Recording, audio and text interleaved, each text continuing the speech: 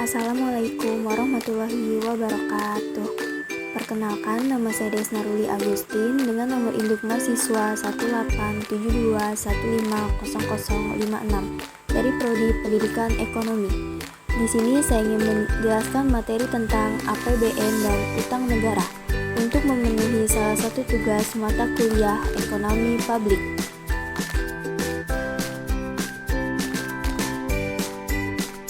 Pengertian APBN, Anggaran Pendapatan dan Belanja Negara atau sering disebut juga APBN adalah Rencana Keuangan Tahunan Pemerintahan Negara Indonesia yang disetujui oleh Dewan Perwakilan Rakyat. APBN berisi daftar sistematis dan terperinci yang memuat rencana penerimaan dan pengeluaran negara selama 1 tahun anggaran.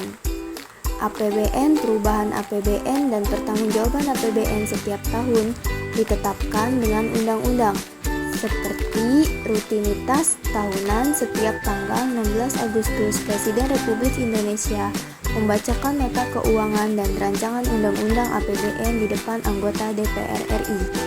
Seperti tahun-tahun sebelumnya, anggaran pendapatan negara Indonesia didapat dari 1. Bisnis.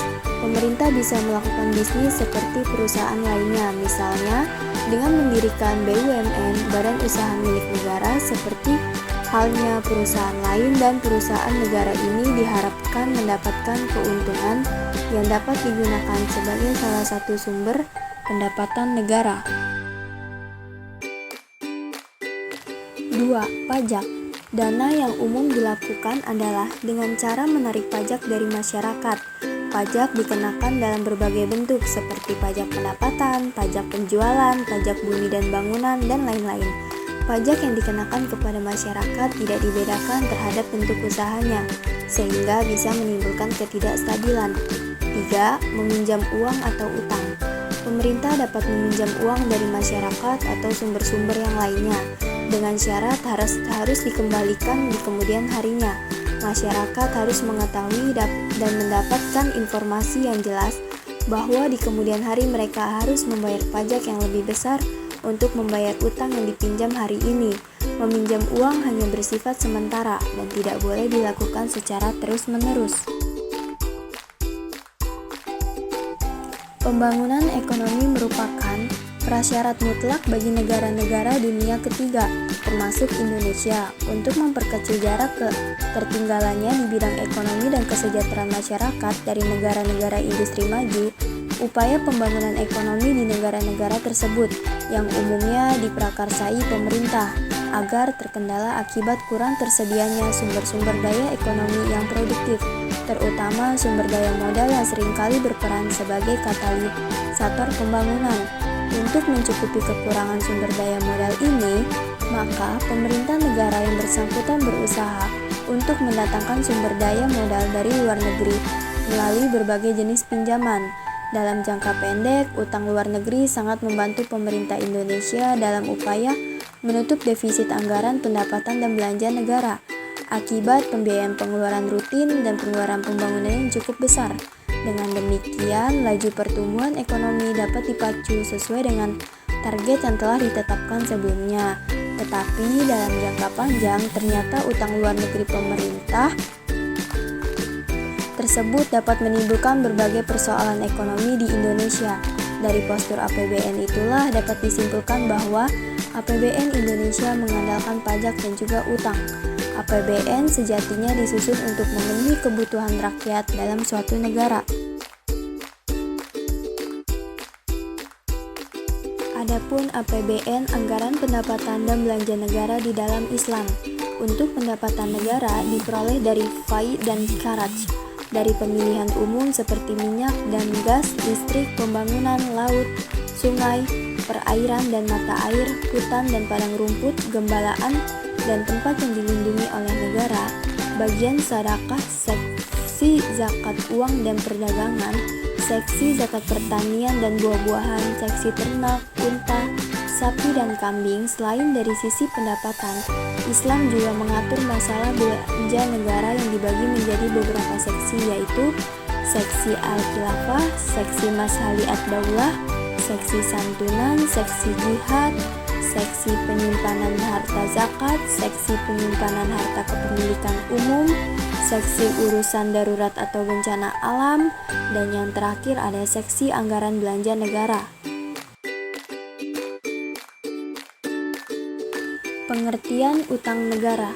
Utang negara atau sovereign debts adalah utang yang dikeluarkan atau dijamin oleh pihak pemerintah pada suatu negara. Artinya, utang negara adalah surat utang yang dikeluarkan oleh pemerintahan nasional. Hal tersebut tentunya berbeda dengan municipal debts yang mana utang tersebut dikeluarkan oleh pemerintah daerah, sama seperti jenis utang pada umumnya. Tingkat risiko yang ada dalam surat utang negara terlihat dari tingkat bunga atau kupon yang diterbitkan.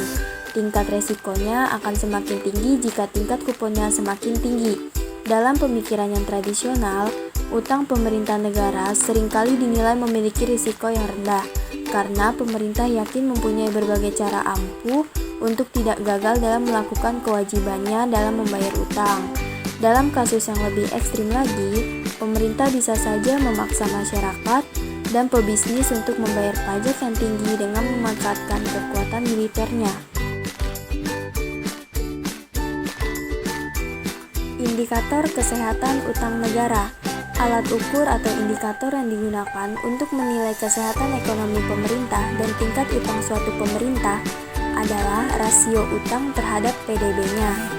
Nilai rasio utang yang tinggi terhadap PDB berarti menunjukkan bahwa negara tersebut beresiko gagal untuk membayar utangnya.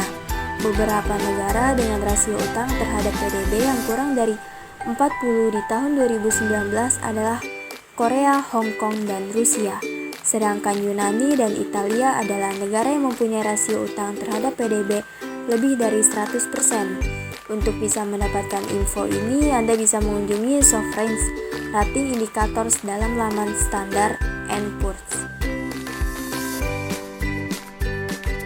Pro kontra utang negara. Pertama, utang negara mampu mendorong perkembangan ekonomi.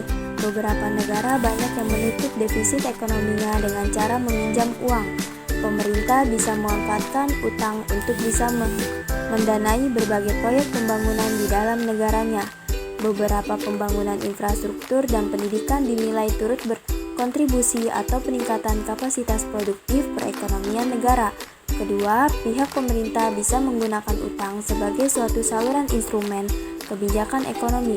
Dengan adanya kebijakan ekonomi, maka pemerintah akan berupaya untuk bisa mencegah efek negatif dari adanya fluktuasi siklus bisnis.